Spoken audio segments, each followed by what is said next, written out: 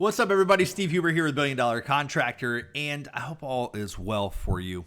Hey, I want to take just a quick minute to talk about solar here in 2025. And, everyone's freaking out. I look all over my LinkedIn profile, and everybody's like super worried about the tax credit and the ITC, and for good reason. Like, if 30% of the federal tax, if the tax credit goes away for solar, it's going to be tough. Like, that is a massive, massive incentive.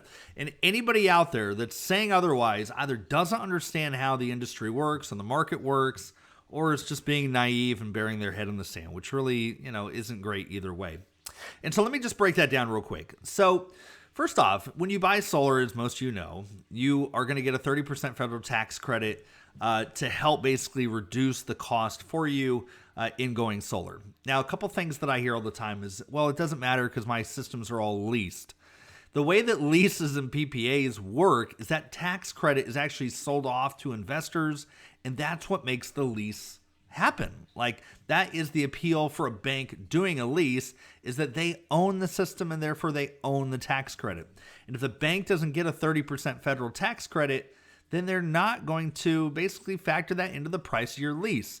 And your lease ends up being more expensive than solar is, or basically their power bill is today. And as a lot of you know, the bank won't finance a solar project that costs more money than their current power bill, right? So you could see leases tremendously impacted if that bill basically goes into law the way that it sits today. The second part is that financial institutions, when they want to lend money out, they'll do it in these big groups and basically say, hey, we've got $100 million or $200 million or $300 million, whatever the number is. It's a big number, though, that we're going to allocate towards solar leases or PPAs. And then a company will basically agree to take that obligation on and to sell those projects. And if they can't sell through them because all of a sudden the math doesn't make sense, then again, you're going to have financial institutions pulling out of solar. And we're starting to see some of this happen already, this uncertainty, with companies like Mosaic that stopped funding. You've got Sonova that filed bankruptcy through one of their business lines, right, out in Texas. And so these economic impacts are already starting to be felt. The second part of that is that you're going to have, obviously, a lot of companies that start going bankrupt because they're not getting paid, that cash flow shrinks. And so all of a sudden, your supply and demand economics start to change, right? Like there's just, they stop paying their bills to suppliers and manufacturers. And so you have a lot of these downstream impacts that can actually really hit, and it's going to be a scary time. So hopefully the tax credit's extended. Hopefully none of that happens.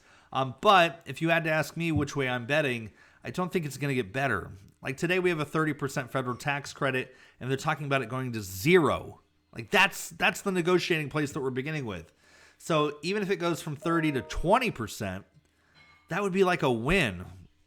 Remarkably, where we're at right now, that would be like a big win. Like it didn't go from 30 to zero, it went from 30 to 20. So I don't see it getting better. The tax credit's not going to get better. And therefore, the economics of solar are not going to get better.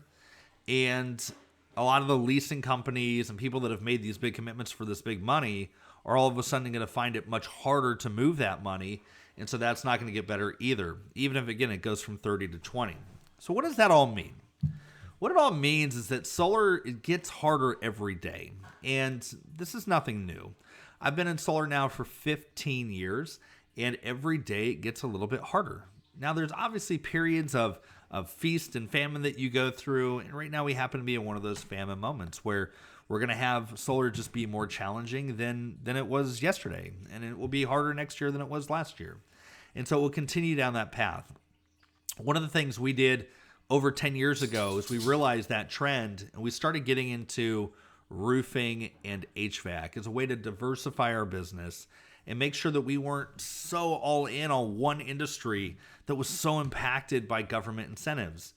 And it was phenomenal. Like it's been, if I look back at my career and think what were like the best decisions I made, diversifying away from solar only and getting into roofing and HVAC was by far one of the most important ones.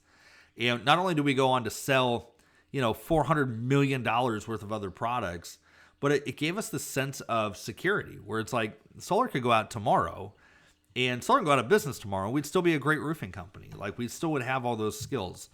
And the emotional resilience of being able to say that, and just the confidence to say, hey, look, we can make investments in our customer service. We can make investments in our reputation.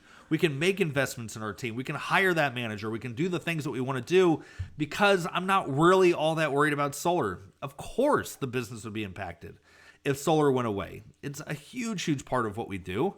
And it is for all of our clients, but it's not everything. It's not like, oh, we're going to go from an awesome company to out of business. It's going to go, the conversation maybe we're going to go from a big company to a medium-sized company. Or we're going to go from growing to kind of staying stagnant for a minute here, right? And that's okay. When the alternative is we could go out of business in 6 months, or we can go out of business at the turn of a dial, to we may just have to sit tight for a minute. And again, psychologically, that does something incredibly profound in your head and gives you confidence to go do the moves that you need to do. So who knows ultimately what's going to happen here in 2025 with tariffs, with tax credits, with interest rates, all these things that are impacting solar, people going out of business, financing companies going out of business, and lenders and all that good stuff. What I do know is that if you are diversified, you're not really freaking out right now. Not in the same way that you are if you are solar only. And you should diversify. Roofing, somebody asked me the other day, they're like, why roofing? Why did you pick roofing? I'm already on the roof. I'm already talking to people about their roofs. My sales team's already somewhat educated on what roofs are. We can finance those projects together. It just makes sense. Add roofing into your solar business, okay? Add it in. It's a wonderful product. You have to understand what you're doing, and you have to go through training and all that, and we can obviously help you with that. But roofing just makes a ton of sense. Why HVAC? Because I'm already looking at their power bills. And when it's funny, I was just working with a brand new rep, and we were looking at this house. This house had 3 window air conditioners that were hanging outside, and they were complaining about their power bill. Their air conditioners are using a ton of power. Those window units are super inefficient. And so they're using AC so much. It happened to be in Houston. Using a lot of air conditioner, really inefficient way to do it. And now they're complaining about their power bill going up. And sometimes you help people out more by just getting to the root problem and fixing the root problem, as opposed to trying to give medication to the symptom, if you will. And that is really what solar is. People are saying, hey, my power bill is super high. I can't afford my electric bill. And we're like, awesome, let's just put solar on your house. When the answer all along maybe should have been, let's find a way to get your usage down and put solar on your house. So you become just a much more complete contractor. So anyways, I hope that helps. Don't worry. If you are worried today, you need to diversify. And don't do it like December 31st. You need to do it right now. Even if this bill gets shot down and nothing changes, I hope this was a wake-up call for you that you can't be all in on one product that's immensely tied to government incentive. And so if you're having anywhere in the back of your head that, oh my gosh, my business could be shut down right now if this bill goes through, and there's a lot of you that are thinking that way, then you got to do something about it. Like, that reality existed a year ago, or 2 years ago, or 10 years ago. And it's going to exist tomorrow, and it's going to exist next year, even if this bill doesn't happen. You got to do something about it. So change out, diversify, solar, roofing, HVAC. We put fences in before. Energy storage, everybody should be doing right now. But diversify yourself a little bit and get some armor around you, get that moat around you. So if solar goes out and it changes, it's not the end of the world for you. Obviously, if you need help with that, that's what we do here. We'll come in, we'll work with you one-on-one, we'll help you, we'll guide you, so you can avoid all the mistakes we made. Your sales team can understand what they're doing. They can sell effectively. We'll show you how to get leads. We'll show you all the talk tracks, show you the systems, all the logistics, all that stuff. We'll walk you through and make sure you're taken care of, so you don't have to burn a bunch of time, energy, and money figuring it out. You can learn basically from the mistakes we already made. So hope that's well. Hope you all an awesome 2025. Go solar. We're rooting for it. And until then, I'll catch you next time.